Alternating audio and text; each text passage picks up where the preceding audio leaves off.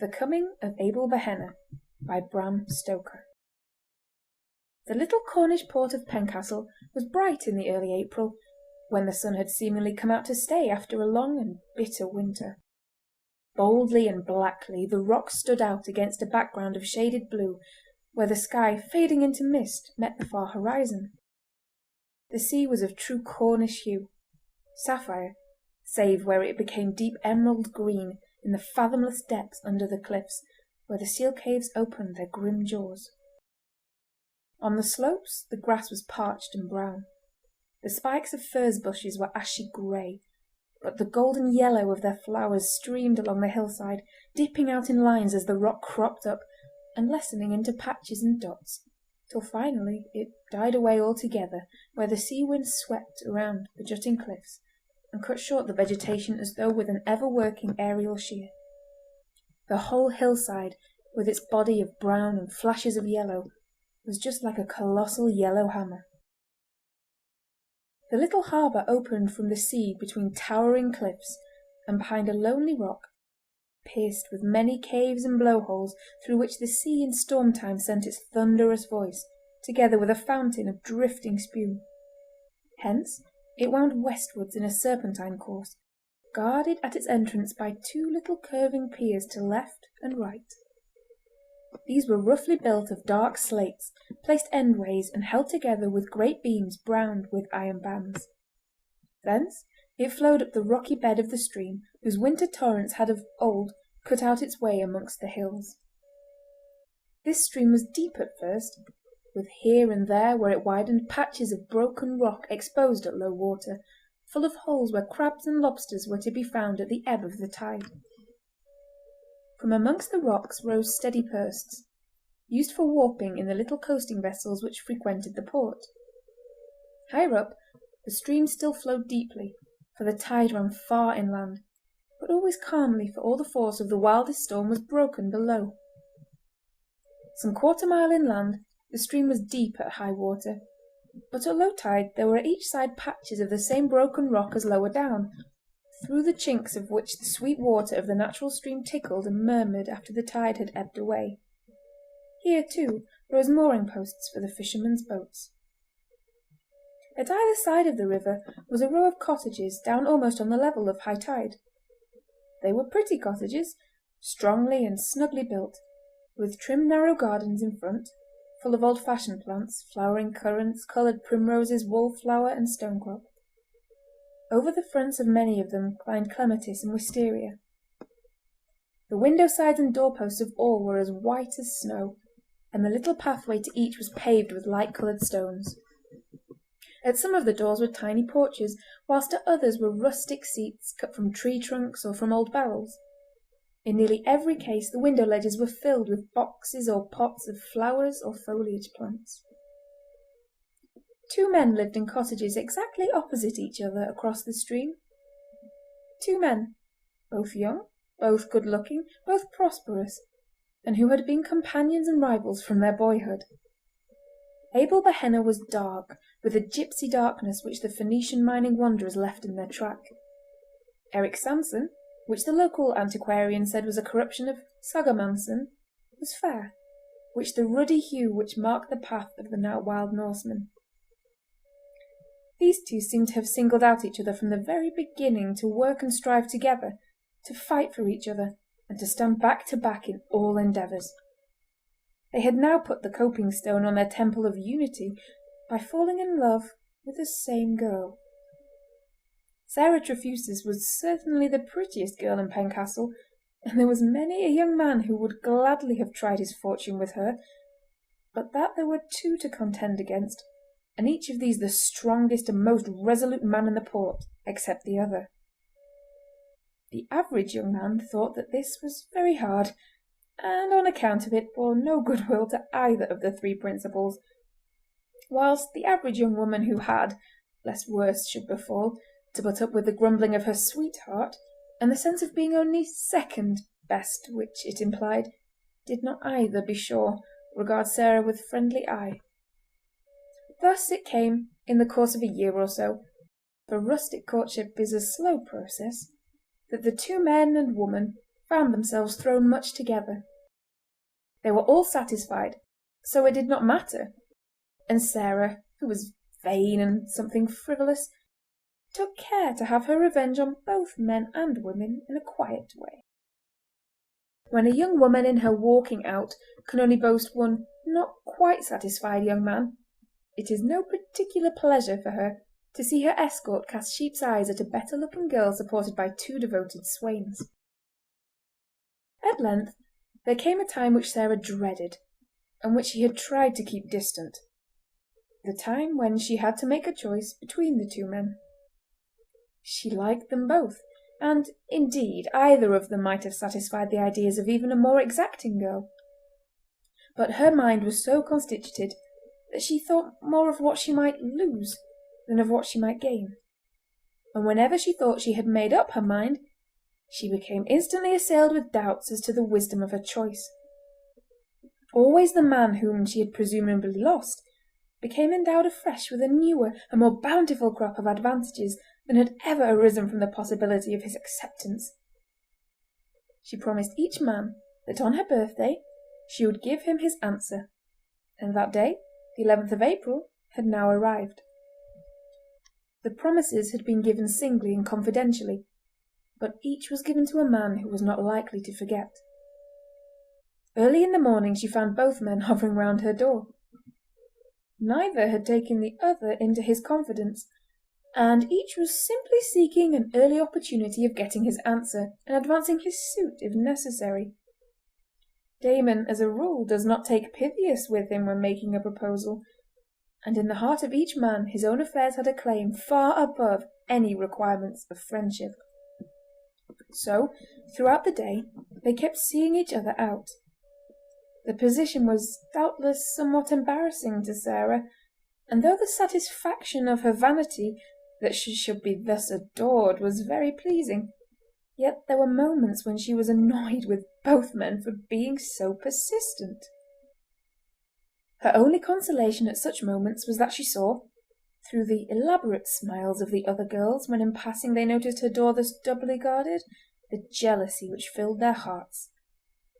Sarah's mother was a person of commonplace and sordid ideas, and, seeing all along the state of affairs, her one intention, persistently expressed to her daughter in the plainest words, was to so arrange matters that Sarah should get all that was possible out of both men. With this purpose she had cunningly kept herself as far as possible in the background in the matter of her daughter's wooings, and watched in silence. At first Sarah had been indignant with her for her sordid views, but, as usual, her weak nature gave way before persistence, and she had now got to the stage of acceptance. She was not surprised when her mother whispered to her in the little yard behind the house. "Go up the hillside for a while. I want to talk to these two. They're both red hot for you, and now's the time to get things fixed." Sarah began a feeble remonstrance, but her mother cut her short. "I tell you, girl, that my mind is made up. Both these men want you, and only one can have you, but before you choose, it'll be so arranged that you'll have all that both have got. Don't argue, child. Go up the hillside, and when you come back I'll have it fixed. I see your way quite easy." So Sarah went up the hillside through the narrow paths between the golden firs, and Mrs. Trefusis joined the two men in the living room of the little house. She opened the attack with the desperate courage which is in all mothers when they think for their children, howsoever mean the thoughts may be. "You two men, you're both in love with my Sarah."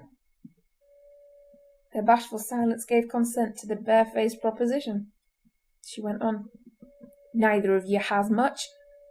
Again they tacitly acquiesced in the soft impeachment. "I don't know that either of you could keep a wife." Though neither said a word, their looks and bearing expressed distinct dissent. Mrs. Trefusis went on. "But if you'd put what you both have together, you'd make a comfortable home for one of you, and Sarah." She eyed the men keenly, with her cunning eyes half shut, as she spoke. Then, satisfied from her scrutiny that the idea was accepted, she went on quickly as if to prevent argument. "The girl likes you both, and mayhap it's hard for her to choose. Why don't you toss up for her? First, put your money together. You've each got a bit put by, I know. Let the lucky man take the lot and trade with it a bit, and then come home and marry her. Neither of you's afraid, I suppose? And neither of you'll say that you won't do that much for the girl that you both say you love." Abel broke the silence. "It don't seem the square thing to toss for the girl. She wouldn't like it herself, and it doesn't seem respectful like to her." Eric interrupted. He was conscious that his chance was not so good as Abel's in case Sarah should wish to choose between them. "You're afraid of the hazard?" "Not me," said Abel boldly. Mrs. Trefusis, seeing that her idea was beginning to work, followed up the advantage. "It is settled that you put your money together to make a home for her, whether you toss for her or leave it for her to choose?" "Yes," said Eric quickly, and Abel agreed with equal sturdiness. Mrs. Trefusis's little cunning eyes twinkled. She heard Sarah step in the yard and said, "Well, here she comes, and I leave it to her," and she went out. During her brief walk on the hillside, Sarah had been trying to make up her mind. She was feeling almost angry with both men for being the cause of her difficulty, and as she came into the room said shortly, "I want to have a word with you both. Come to the Flagstaff Rock where we can be alone." She took her hat and went out of the house up the winding path to the steep rock crowned with a high flagstaff, where once the wrecker's fire basket used to burn. This was the rock which formed the northern jaw of the little harbour. There was only room on the path for two abreast, and it marked the state of things pretty well when, by a sort of implied arrangement, Sarah went first and the two men followed, walking abreast and keeping step. By this time each man's heart was boiling with jealousy. When they came to the top of the rock, Sarah stood against the flagstaff and the two young men stood opposite her. She had chosen her position with knowledge and intention, for there was no room for anyone to stand beside her. They were all silent for a while. Then Sarah began to laugh and said, "I promised the both of you to give you an answer today. I've been thinking and thinking and thinking till I began to get angry with you both for plaguing me so. And even now I don't seem any nearer than ever I was to making up my mind." Eric said suddenly, "Let us toss for it, lass." Sarah showed no indignation whatever at the proposition. Her mother's eternal suggestion had schooled her to the acceptance of something of the kind, and her weak nature made it easy for her to grasp at any way out of the difficulty. She stood with downcast eyes, idly picking at the sleeve of her dress, seeming to have tacitly acquiesced in the proposal.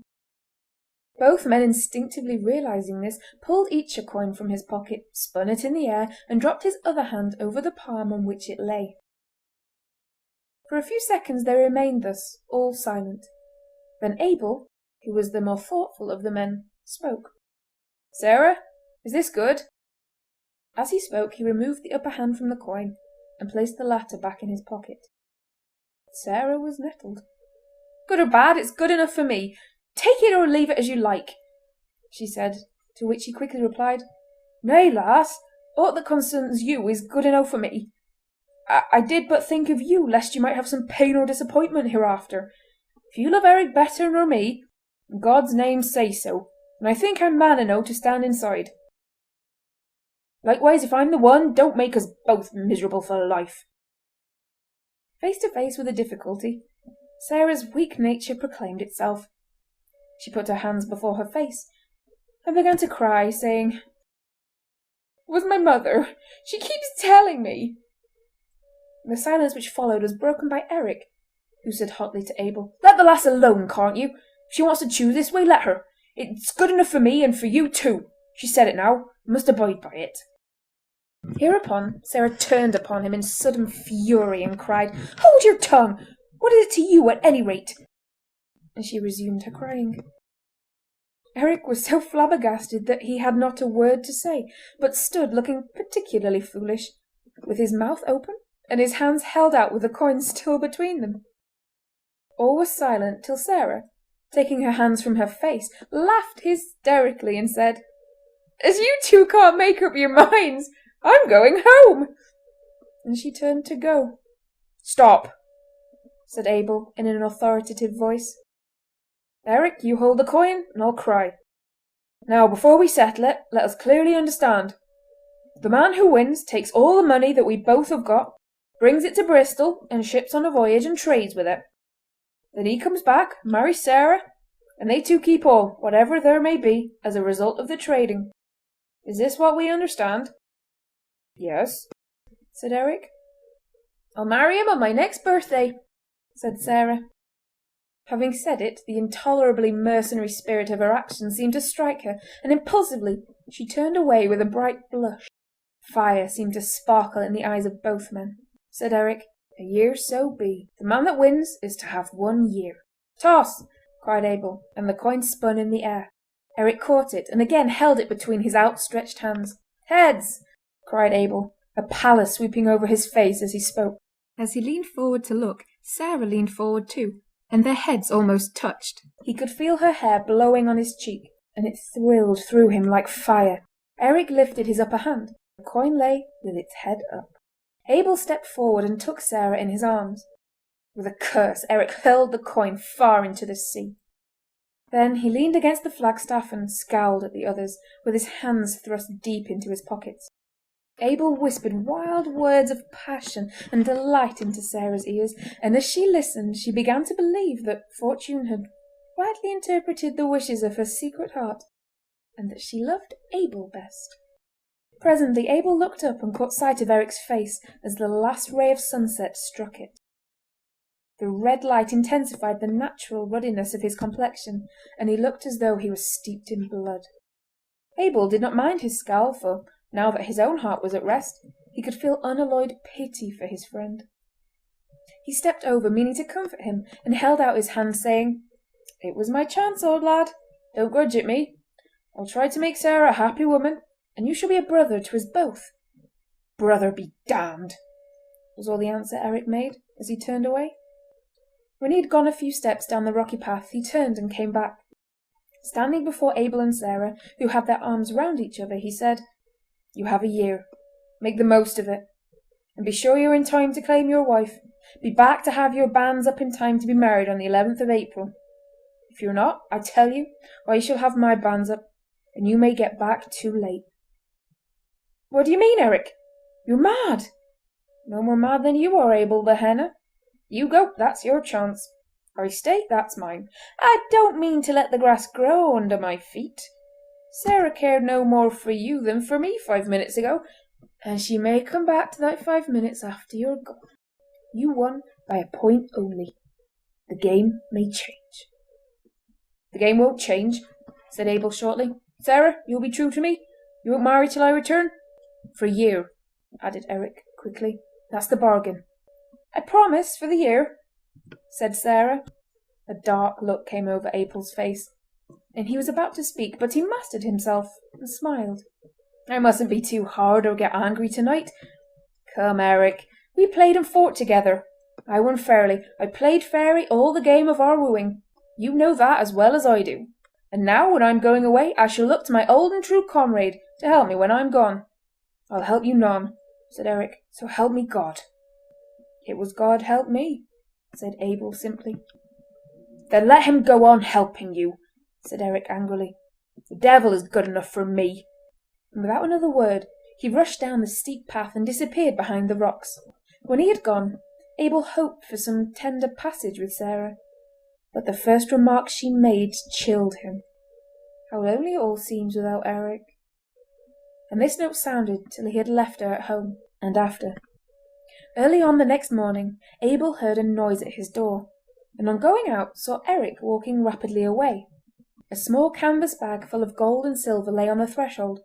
On a small slip of paper pinned to it was written, "Take the money and go. I stay. God for you, the devil for me. Remember the 11th of April. Eric Sanson." That afternoon Abel went off to Bristol, and a week later sailed on the Star of the Sea bound for Pahang.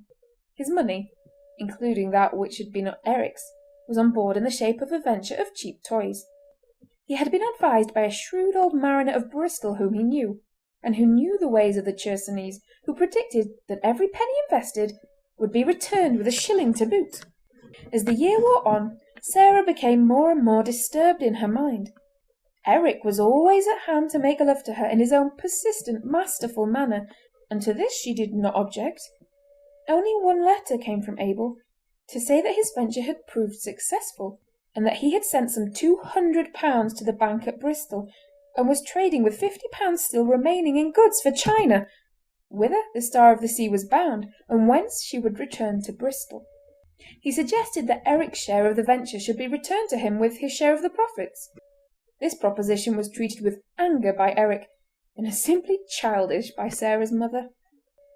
More than 6 months had since then elapsed, but no other letter had come, and Eric's hopes, which had been dashed down by the letter from Pahang, began to rise again.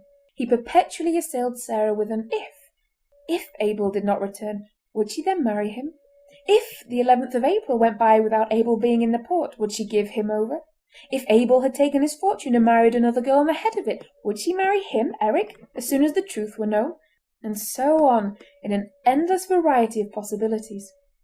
The power of the strong will and the determined purpose over the woman's weaker nature became in time manifest. Sarah began to lose her faith in Abel, and to regard Eric as a possible husband. And a possible husband is, in a woman's eye, different to all other men. A new affection for him began to arise in her breast, and the daily familiarities of permitted courtship furthered the growing affection. Sarah began to regard Abel as rather a rock in the road of her life, and had it not been for her mother's constantly reminding her of the good fortune already laid by in the Bristol bank, she would have tried to have shut her eyes altogether to the fact of Abel's existence. The 11th of April was a Saturday, so that in order to have the marriage on that day, it would be necessary that the banns should be called on Sunday the 22nd of March. From the beginning of that month, Eric kept perpetually on the subject of Abel's absence, and his outspoken opinion that the latter was either dead or married began to become a reality to the woman's mind. As the first half of the month wore on, Eric became more jubilant, and after church on the 15th, he took Sarah for a walk to the Flagstaff Rock. There he asserted himself strongly. "I told Abel, and you too, that if he was not here to put up his banns in time for the 11th, I would put up mine for the 12th. Now, the time has come when I mean to do it. He hasn't kept his word." Here Sarah struck in out of her weakness and indecision. "He hasn't broken it yet!" Eric ground his teeth with anger. "If you mean to stick up for him," he said, as he smote his hand savagely on the flagstaff, which sent forth a shivering murmur, "well and good. I'll keep my part of the bargain. On Sunday I shall give notice of the banns, and you can deny them in the church if you will. If Abel is in Pencastle on the 11th, he can have them cancelled and his own put up. But till then, I take my course, and woe to anyone who stands in my way." With that he flung himself down the rocky pathway, and Sarah could not but admire his Viking strength and spirit as, crossing the hill, he strode away along the cliffs towards Bude. During the week no news was heard of Abel, and on Saturday Eric gave notice of the banns of marriage between himself and Sarah Trefusis. The clergyman would have remonstrated with him, for although nothing formal had been told to the neighbours, it had been understood since Abel's departure that on his return he was to marry Sarah. But Eric would not discuss the question. "It is a painful subject, sir," he said with a firmness which the parson, who was a very young man, could not but be swayed by. "Surely there is nothing against Sarah or me. Why should there be any bones made about the matter?" The parson said no more, and on the next day he read out the banns for the first time amidst an audible buzz from the congregation. Sarah was present, contrary to custom, and though she blushed furiously, enjoyed her triumph over the other girls whose banns had not yet come. Before the week was over, she began to make her wedding dress. Eric used to come and look at her at work, and the sight thrilled through him. He used to say all sorts of pretty things to her at such times, and there were to both delicious moments of love-making.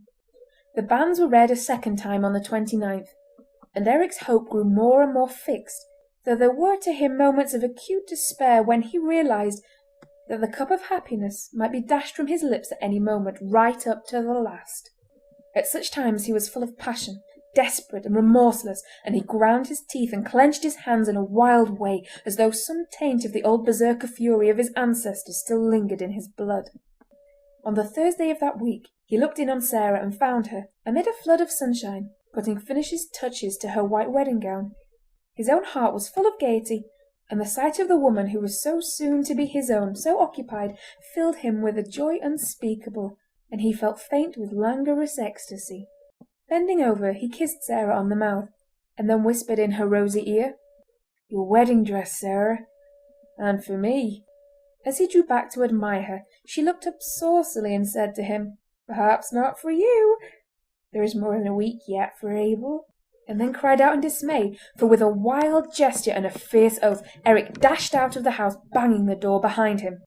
The incident disturbed Sarah more than she could have thought possible, for it awoke all her fears and doubts and indecision afresh. She cried a little, and put by her dress, and to soothe herself went out to sit for a while on the summit of the Flagstaff Rock. When she arrived, she found that there a little group anxiously discussing the weather. The sea was calm and the sun bright, but across the sea were strange lines of darkness and light, and close into shore the rocks were fringed with foam, which spread out in great white curves and circles as the current drifted. The wind had backed, and came in sharp, cold puffs.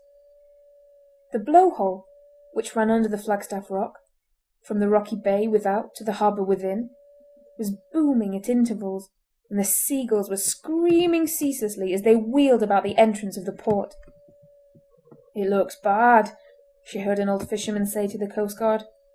"I seen it just like this once before when the East Indiaman, Coromandel, went to pieces in Dizzard Bay."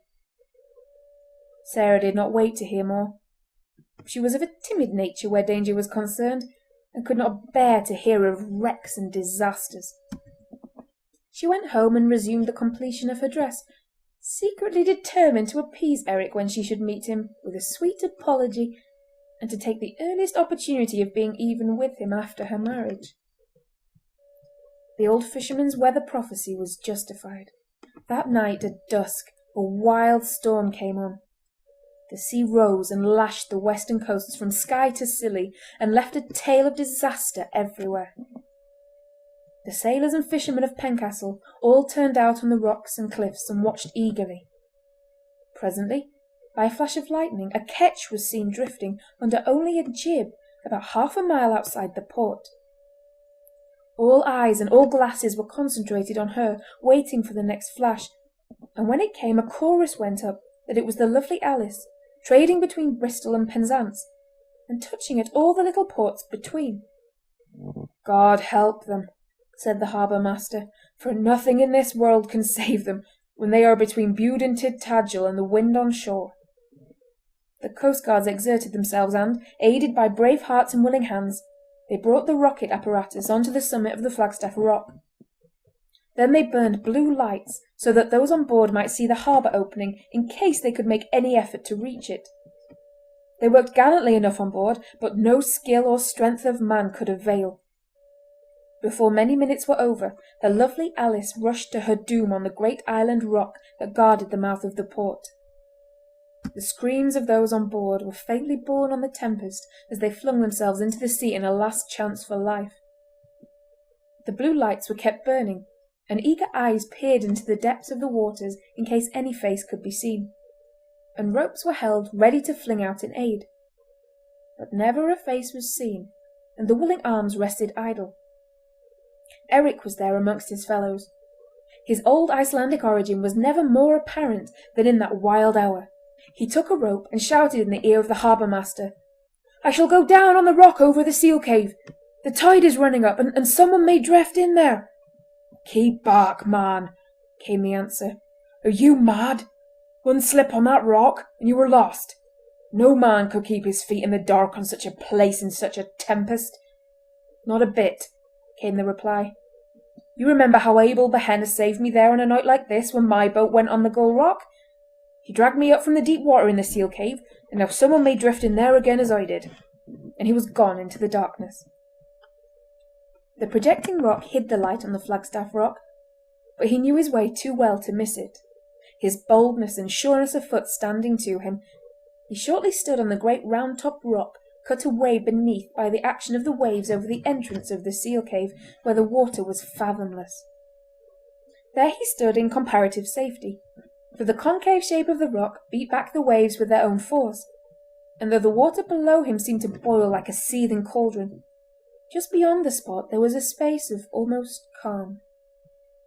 The rock, too, seemed here to shut off the sound of the gale, and he listened as well as watched. As he stood there ready, with his coil of rope poised to throw, he thought he heard below him, just beyond the whirl of the water, a faint, despairing cry. He echoed it with a shout that rang into the night. Then he waited for the flash of lightning, and as it passed flung his rope out into the darkness where he had seen a face rising through the swirl of the foam. The rope was caught, for he felt a pull on it, and he shouted again in his mighty voice, "Tie it round your waist, and I shall pull you up." Then when he felt that it was fast, he moved along the rock to the far side of the sea cave, where the water was something stiller, and where he could get foothold secure enough to drag the rescued man on the overhanging rock. He began to pull, and shortly he knew from the rope taken in that the man he was now rescuing must soon be close to the top of the rock. He steadied himself for a moment, and drew a long breath, that he might at the next effort complete the rescue. He had just bent his back to the work when a flash of lightning revealed each to the other the two men, the rescuer and the rescued. Eric Sanson and Abel Behenna were face to face, and none knew of the meeting save themselves and God. On the instant a wave of passion swept through Eric's heart. All his hopes were shattered, and with the hatred of Cain his eyes looked out. He saw in the instant of recognition the joy in Abel's face that his was the hand to succour him, and this intensified his hate. Whilst the passion was on him he started back, and the rope ran out between his hands. His moment of hate was followed by an impulse of his better manhood, but it was too late. Before he could recover himself, Abel, encumbered with the rope that should have aided him, was plunged with a despairing cry back into the darkness of the devouring sea. Then, feeling all the madness and the doom of Cain upon him, Eric rushed back over the rocks, heedless of the danger and eager only for one thing, to be amongst other people whose living noises would shut out that last cry which seemed to ring still in his ears. When he regained the Flagstaff Rock, the men surrounded him, and through the fury of the storm he heard the harbour-master say, "We feared you were lost when we heard a cry. How white you are! Where is your rope? Was there anyone drifted in?" "No one," he shouted in answer, for he felt that he could never explain that he had let his old comrade slip back into the sea, and at the very place and under the very circumstances in which that comrade had saved his own life. He hoped by one bold lie to set the matter at rest for ever. There was no one to bear witness, and he should have to carry that still white face in his eyes and that despairing cry in his ears for evermore. At least none should know of it. "No one!" he cried more loudly still. "I slipped on the rock. The rope fell into the sea." So saying he left them, and, rushing down the steep path, gained his own cottage and locked himself within.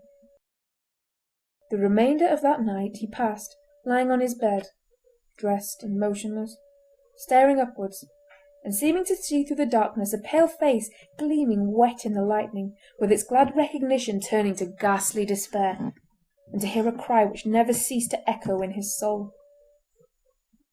In the morning the storm was over, and all was smiling again, except that the sea was still boisterous with its unspent fury.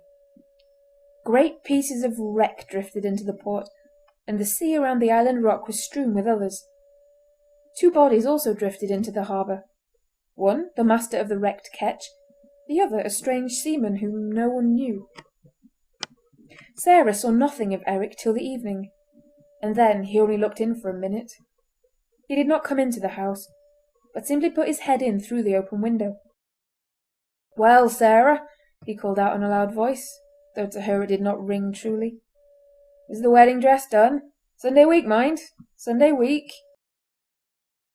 Sarah was glad to have the reconciliation so easy, but, womanlike, when she saw the storm was over and her own fears groundless, she at once repeated the cause of offence. "Sunday so be it," she said without looking up. "If Abel isn't there on Saturday." Then she looked up saucily, though her heart was full of fear of another outburst on the part of her impetuous lover. But the window was empty. Eric had taken himself off, and with a pout she resumed her work. She saw Eric no more till Sunday afternoon, after the banns had been called the third time, when he came up to her before all the people with an air of proprietorship which half pleased and half annoyed her. "Not yet, mister," she said, pushing him away as the other girls giggled. "Wait till Sunday next, if you please. Day after Saturday," she added, looking at him saucily. The girls giggled again, and the young men guffawed. They thought it was the snub that touched him so that he became as white as a sheet as he turned away. But Sarah, who knew more than they did, laughed, for she saw triumph through the spasm of pain that overspread his face. The week passed uneventfully. However, as Saturday drew nigh, Sarah had occasional moments of anxiety, and as to Eric, he went about at night-time like a man possessed. He restrained himself when others were by, but now and again he went down amongst the rocks and caves and shouted aloud. This seemed to relieve him somewhat, and he was better able to restrain himself for some time after. All Saturday he stayed in his own house and never left it. As he was to be married on the morrow, the neighbours thought it was shyness on his part, and did not trouble or notice him. Only once was he disturbed, and that was when the chief boatman came to him and sat down, and after a pause said, "Eric, I was over in Bristol yesterday. I was in the rope-maker's, getting a coil to replace the one you lost the night of the storm, and there I saw Michael Heavens of this place, who was a salesman there. He told me that Abel Behenna had come home the week ere last on the Star of the Sea from Canton, and that he had lodged a sight of money in the Bristol Bank in the name of Sarah Behenna. He told Michael so himself, and that he had taken passage on the Lovely Alice to Pencastle. Bear up, man," for Eric had with a groan dropped his head on his knees, with his face between his hands. "He was your old comrade, I know, but we couldn't help him. Must have gone down with the rest that awful night. I thought I'd better tell you, lest it might come some other way, and you might keep Sarah Trefusis from being frightened. They were good friends once, and women take these things to heart. Would not do to let her be pained with such a thing on her wedding day." Then he rose and went away, leaving Eric still sitting disconsolately with his head on his knees. "Poor fellow," murmured the chief boatman to himself. "Takes it to heart. Well, well, right enough. They were true comrades once, and Abel saved him." The afternoon of that day, when the children had left school, they strayed as usual on half-holidays along the quay and the paths by the cliffs. Presently some of them came running in a state of great excitement to the harbour, where a few men were unloading a coal-ketch, and a great many were superintending the operation. One of the children called out, "There is a porpoise in the harbour mouth! We saw it come through the blow-hole! It had a long tail, and it was deep under the water!" "It was no porpoise," said another. "It was a seal. It had a long tail. It came out of the seal cave." The other children bore various testimony, but on 2 points they were unanimous. It, whatever it was, had come through the blow-hole deep under the water, and had a long, thin tail, a tail so long that they could not see the end of it. There was much unmerciful chaffing of the children by the men on this point, but as it was evident that they had seen something, quite a number of persons, young and old, male and female, went along the high paths on either side of the harbour mouth to catch a glimpse of this new addition to the fauna of the sea, a long-tailed porpoise or seal. The tide was now coming in. There was a slight breeze, and the surface of the water was rippled, so that it was only at moments that anyone could see clearly into the deep water. After a spell of watching, a woman called out that she saw something moving up the channel, just below where she was standing. There was a stampede to the spot, but by the time the crowd had gathered the breeze had freshened, and it was impossible to see with any distinctness below the surface of the water. On being questioned, the woman described what she had seen, but in such an incoherent way that the whole thing was put down as an effect of imagination. Had it not been for the children's report, she would not have been credited at all. Her semi-hysterical statement that what she saw was like a pig with the entrails out It was only thought of anything by the old coastguard, who shook his head but did not make any remark. For the remainder of the daylight this man was seen always on the bank, looking into the water, but always with disappointment manifest on his face. Eric arose early on the next morning. He had not slept all night, and it was a relief to him to move about in the light. He shaved himself with a hand that did not tremble, and dressed himself in his wedding clothes. There was a haggard look on his face, and he seemed as though he had grown years older in the last few days. Still there was a wild, uneasy light of triumph in his eyes, and he kept murmuring to himself over and over again, "This is my wedding day. Abel cannot claim her now, living or dead, living or dead, living or dead." He sat in his armchair, waiting with an uncanny quietness for the church hour to arrive. When the bell began to ring, he arose and passed out of his house, closing the door behind him. He looked at the river and saw the tide had just turned. In the church he sat with Sarah and her mother, holding Sarah's hand tightly in his all the time, as though he feared to lose her. When the service was over, they stood up together and were married in the presence of the entire congregation, for no one left the church. Both made the responses clearly, Eric's being even on the defiant side. When the wedding was over, Sarah took her husband's arm, and they walked away together, the boys and younger girls being cuffed by their elders into a decorous behaviour, for they would fain have followed close behind their heels. The way from the church led down to the back of Eric's cottage, a narrow passage being between it and that of his next neighbour. When the bridal couple had passed through this, the remainder of the congregation, who had followed them at a little distance, was startled by a long, shrill scream from the bride. They rushed through the passage and found her on the bank with wild eyes, pointing to the riverbed opposite Eric Sanson's door. The falling tide had deposited there the body of Abel Behenna, stark upon the broken rocks. The rope trailing from its waist had been twisted by the current round the mooring post, and had held it back while the tide had ebbed away from it. The right elbow had fallen in a chink in the rock, leaving the hand outstretched towards Sarah, with the open palm upward as though it were extended to receive hers, the pale drooping fingers open to the clasp. All that happened afterwards was never quite known to Sarah Sanson. Whenever she would try to recollect, there would become a buzzing in her ears and a dimness in her eyes, and all would pass away. The only thing that she could remember of it all, and this she never forgot, was Eric's breathing heavily, with his face whiter than that of the dead man, as he muttered under his breath, "Devil's help, devil's faith, devil's price!"